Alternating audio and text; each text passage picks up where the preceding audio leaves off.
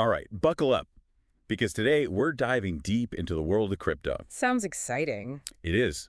We're dissecting this episode of the Blockchain DXB podcast from February 4th, 2025. Okay. Our host is Josh, and he is a fire hose of takes.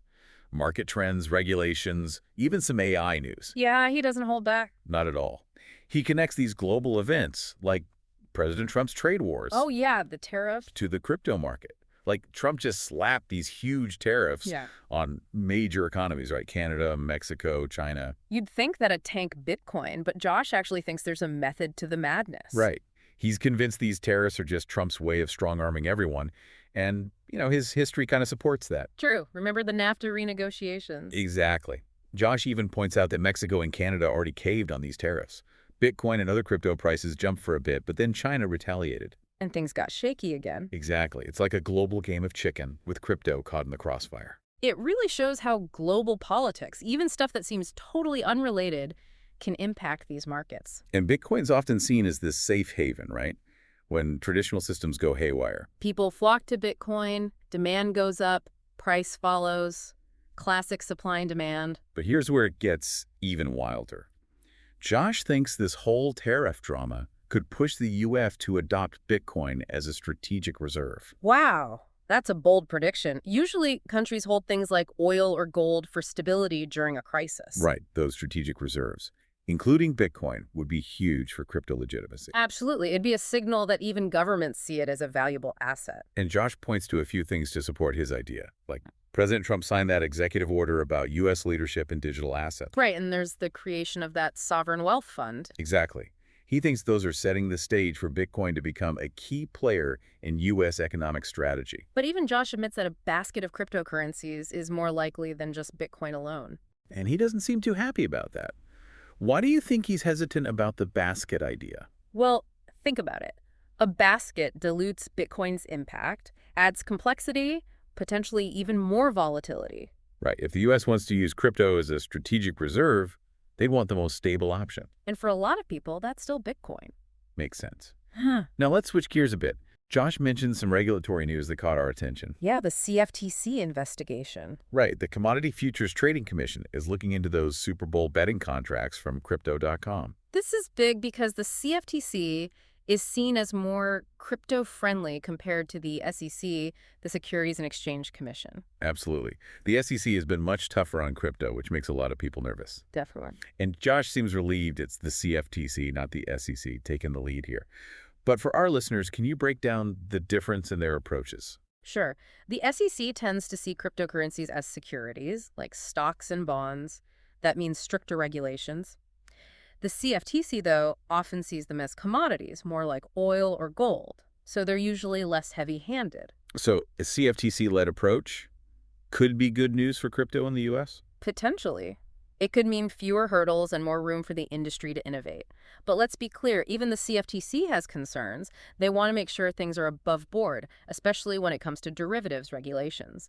These Super Bowl contracts are definitely on their radar. Right. They're not giving crypto a free pass, but they seem more open to working with the industry. Exactly. Finding that balance between regulation and innovation is key. Absolutely. Okay, before we move on, there's one more thing Josh drops that's just, wow. You mean the pardon? Sam Bankman-Fried's parents are trying to get him a presidential pardon. It's crazy, right? Absolutely. This is the guy behind the whole FTX collapse convicted of fraud. And his parents, both Stanford law professors, are pulling out all the stops. They've been talking to lawyers, people connected to President Trump, trying to figure out if a pardon is even possible. That's a long shot, right? Josh mentions that SBF is not exactly Mr. Popular right now, so realistically, what are the chances? Well, a presidential pardon is ultimately a political decision. It depends on how serious the crime was, public opinion, potential political backlash, in this case. Considering the scale of the FTX fraud and the lack of public sympathy, as Josh pointed out, it seems unlikely. Right. It'd be a pretty controversial move. Definitely. But hey, stranger things have happened. True enough. And Josh adds another wrinkle to all of this. He predicts that the mainstream media, which, by the way, got a lot of donations from SBF, they might try to spin this whole pardon thing. It's worth considering. Media coverage can be influenced by financial ties. Right. We need to be critical about where our information comes from. Is there a hidden agenda? Especially with outlets that benefited from SBF. It's a good reminder that even with so much information out there, we need to be savvy about what we read and hear. Bias can creep in anywhere. Absolutely. But it's not all doom and gloom. Josh, despite focusing mainly on crypto, throws in some AI news too. Yeah, it's interesting how he connects those two worlds. Shows how intertwined everything is becoming. Definitely. And one thing that caught my eye was Meta's big move into the Middle East. Their AI assistant, right? Yeah. Support for Arabic, integration with Facebook, Instagram, WhatsApp. It's a power play for sure. Seems like they're trying to establish themselves as the AI leader in the region. Makes you wonder how this will impact AI adoption in other parts of the world. Interestingly, Josh also mentions this Cisco survey. It found that Saudi businesses are lagging behind in using AI. And they know it's important, which is weird, right? Yeah. You'd think they'd be all over it. Yeah, it's surprising.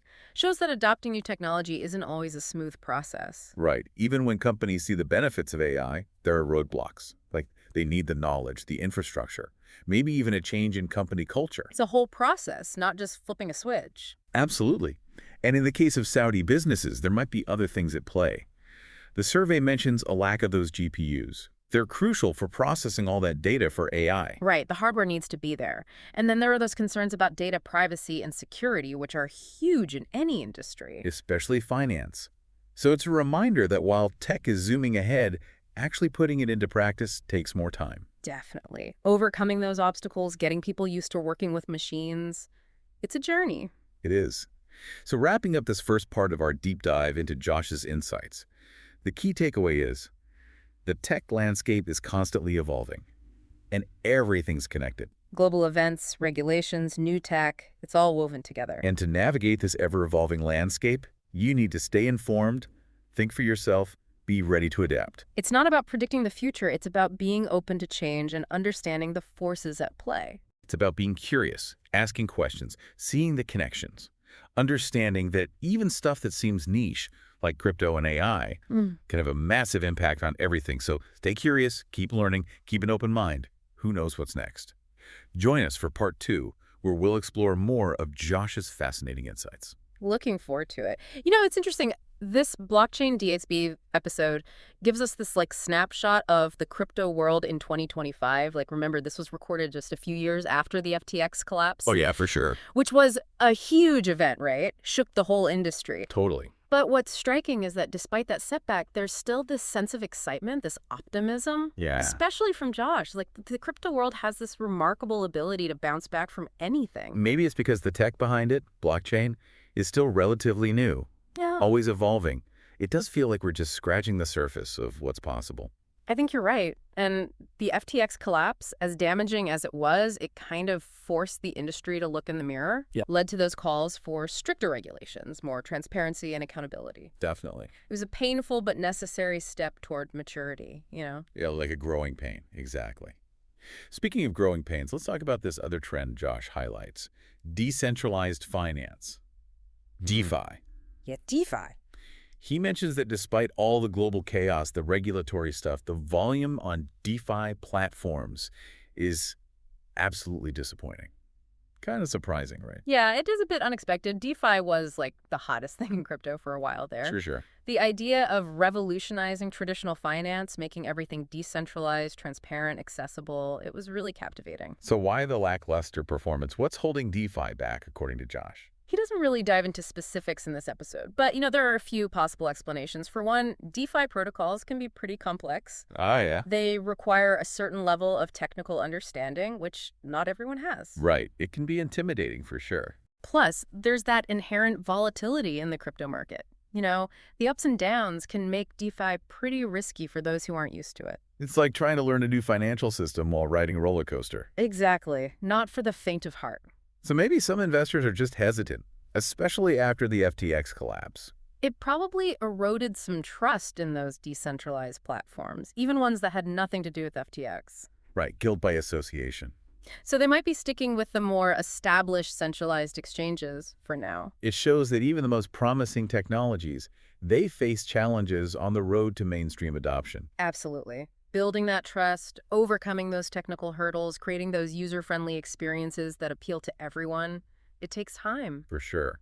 But despite these challenges, Josh doesn't seem to have given up on DeFi. No, not at all. He still goes into all these details about different decentralized exchanges, their trading volumes. He's definitely keeping a close eye on how things develop.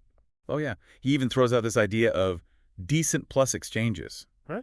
which he suspects might be centralized exchanges pretending to be decentralized. Interesting. Adds another layer of complexity to the whole DeFi landscape. It does. It highlights the challenge of verifying decentralization. Like, who's really behind a platform? Right. How decentralized is it, actually? Yeah, and that lack of transparency, it can create opportunities for those bad actors. Absolutely. And it makes it really hard for everyday users to assess the risks. It's like trying to figure out if a restaurant is truly farm to table. Exactly. Or if they're just using the label for marketing. You got to do your research to uncover the truth. And in the crypto world, where anonymity and decentralization are often, celebrated, that investigation can be even trickier. For sure.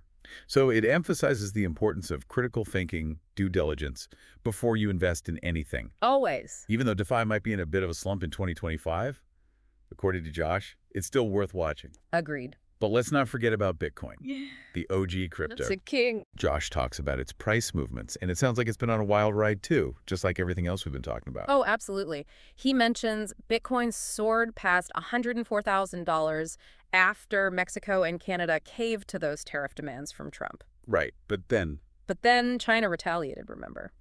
And Bitcoin dipped back down below $100,000. oof, talk about volatility.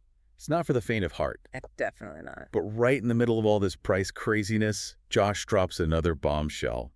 President Trump is holding a press conference on digital assets with some big congressional leaders. Interesting. And Josh is convinced this could be it. The U.S. adopting Bitcoin as a strategic reserve. Maybe this is the big announcement. It's definitely possible. Remember, the press conference is about securing America's leadership in the digital asset ecosystem. True. That can mean a lot of things, right? Including exploring how crypto fits into the whole national economic strategy. And Josh seems particularly excited about Howard Lutnick being there. Right. The Commerce Secretary nominee.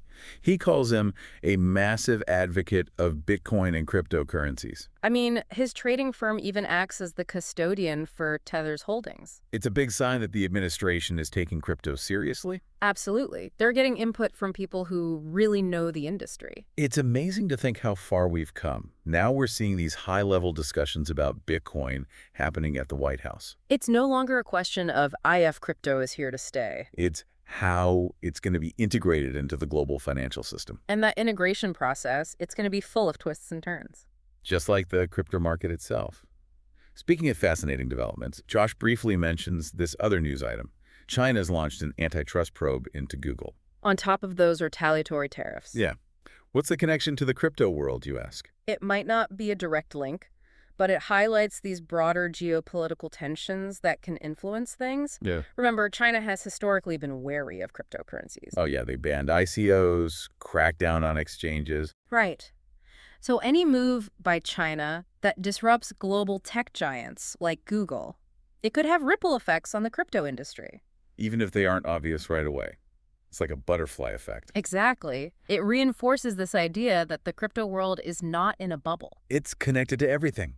Global events, economic trends, political decisions. It's all intertwined. Makes you realize how important it is to stay informed and connect the dots. Definitely. That random news about an antitrust probe in China might give us a clue about the next big crypto move. You never know. It's all about seeing the bigger picture. Understanding how interconnected our world really is. Absolutely. Okay, we've been jumping around a bit, kind of reflecting Josh's podcast style. He covers a lot of ground. It does.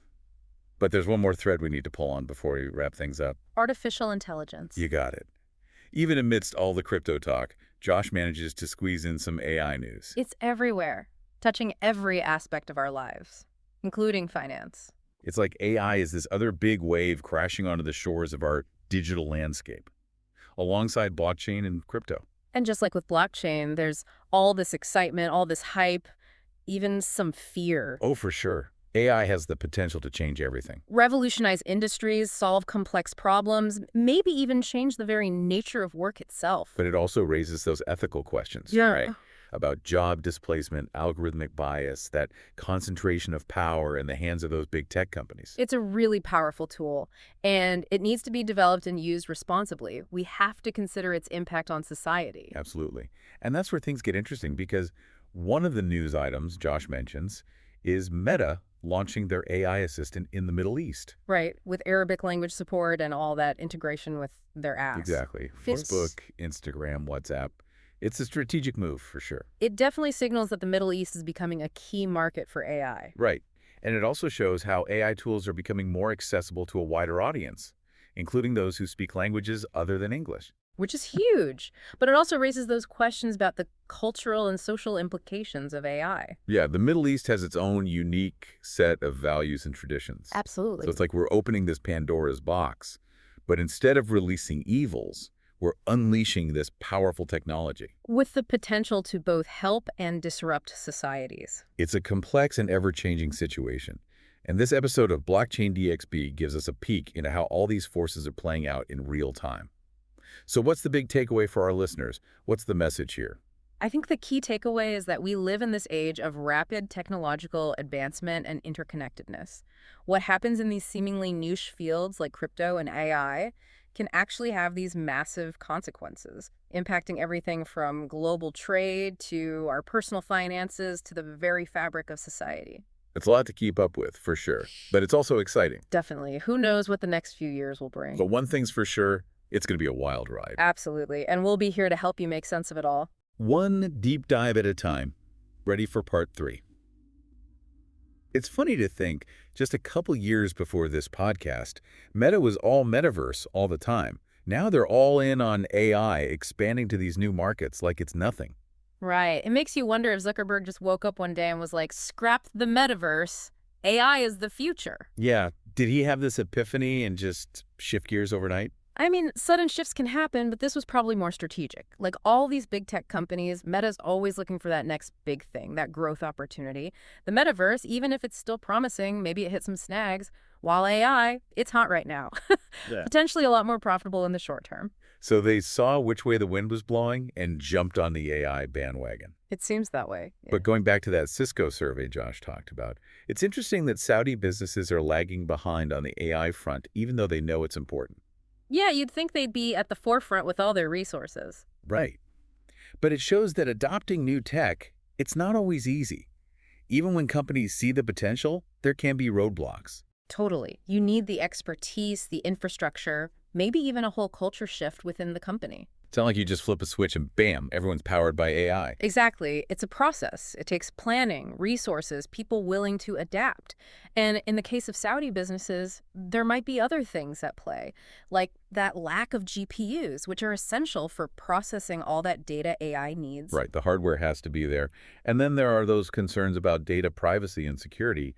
That's a big deal anywhere. Huge, especially in the financial world. So it's a reminder that even though the tech is advancing so quickly, real-world implementation, it takes time. You got to clear those hurdles, get people comfortable with the idea of machines and humans working together. It's a journey. Definitely. And we have to remember, not every AI implementation is the same. Some applications are more complex than others. Using AI to automate some boring task, that's one thing. Right, like analyzing massive data sets. But creating self-driving cars, building robots so they can think for themselves, that's a whole other level. Way more complex. It's like the difference between using a calculator and building a supercomputer. Exactly. So you have to approach AI adoption strategically. Figure out what your organization needs, what your goals are. It's not one size fits all. So find the right tools, the right applications for you. The ones that'll solve your problems and actually add value. That's the key. Don't just jump on the bandwagon because it's trendy. Right. So wrapping up this deep dive into Josh's world of crypto and AI, I think the big takeaway is, well, the tech landscape is constantly changing. And everything is connected. Global events, regulations, new tech, it's all intertwined. And to navigate all of that, you got to stay informed, think for yourself, and be ready to adapt. It's not about predicting the future, it's about understanding the forces that are shaping the world right now. It's about being curious, asking questions, connecting the dots. Even those things that seem niche, like crypto or AI, they can have a huge impact on our lives. So stay curious, keep learning, and keep an open mind. Who knows what's coming next? That's it for our deep dive today. We hope you enjoyed it. and we'll see you on the next one.